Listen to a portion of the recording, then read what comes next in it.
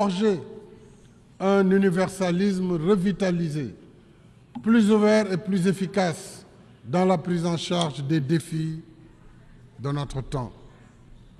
Parmi ces défis, il y a l'urgence climatique. Alors que les phénomènes extrêmes se multiplient, le Sénégal reste engagé dans la mise en œuvre de l'accord de Paris sur le climat.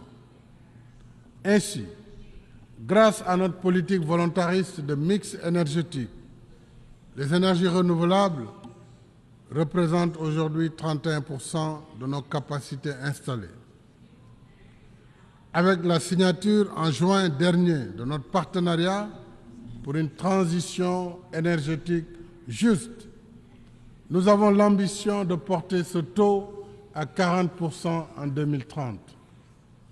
Et je remercie ici les pays partenaires du G7 qui nous ont accompagnés dans la mobilisation de 2,5 milliards d'euros sur une période de 3 à 5 ans à partir de 2023 pour financer nos projets au titre de ce partenariat.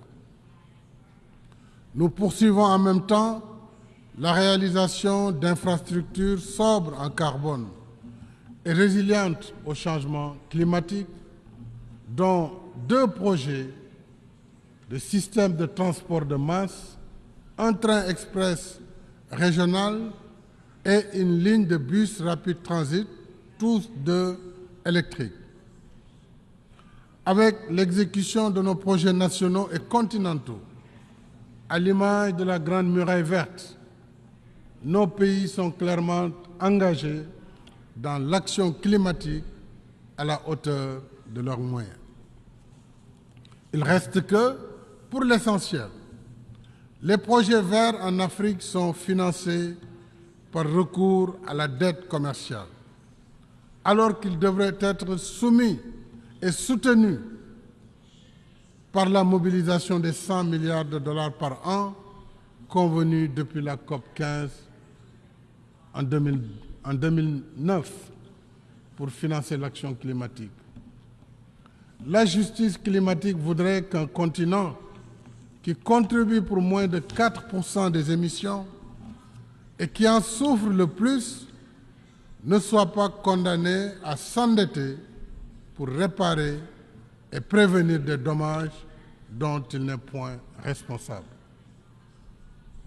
Le Sénégal est pour une transition énergétique juste et équitable, tenant compte des besoins spécifiques de nos pays, y compris l'accès universel à l'électricité, dont plus de 600 millions d'Africains restent encore privés. Alors, si nous voulons que la COP 28 soit le rendez-vous des promesses tenues, faisons en sorte que les financements annoncés soient disponibles et accessibles selon des procédures et modalités simplifiées et transparentes. Monsieur le Président, chers amis, le 25 février 2024 se tiendra l'élection présidentielle sénégalaise. Comme les précédentes, elle sera démocratique, libre et transparente. Et le 2 avril, je passerai le pouvoir à mon successeur, après 12 ans à la tête de notre pays. Je voudrais remercier ici les pays membres de notre organisation pour leur amitié et leur collaboration.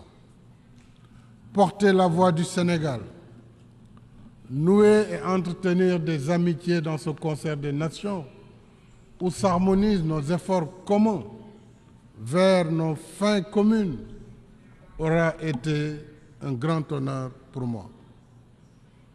Au nom du peuple sénégalais, je voudrais dire ma gratitude à tous mes collègues en les priant d'accueillir mon successeur avec la même amitié et la même considération. Je garderai pour tous les mêmes sentiments d'amitié et d'estime cordiale. Je suis confiant que la tradition sénégalaise d'ouverture et de dialogue Mon successeur sera fidèle aux relations d'amitié confiantes qui unissent notre pays et tous les membres des Nations Unies. Mesdames et Messieurs, je vous remercie de votre aimable attention.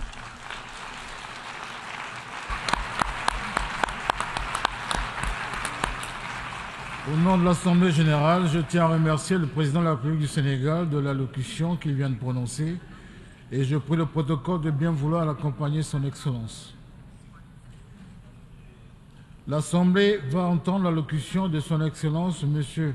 Olaf Scholz, chancelier de la République fédérale d'Allemagne. Je prie le protocole de bien vouloir accompagner son Excellence.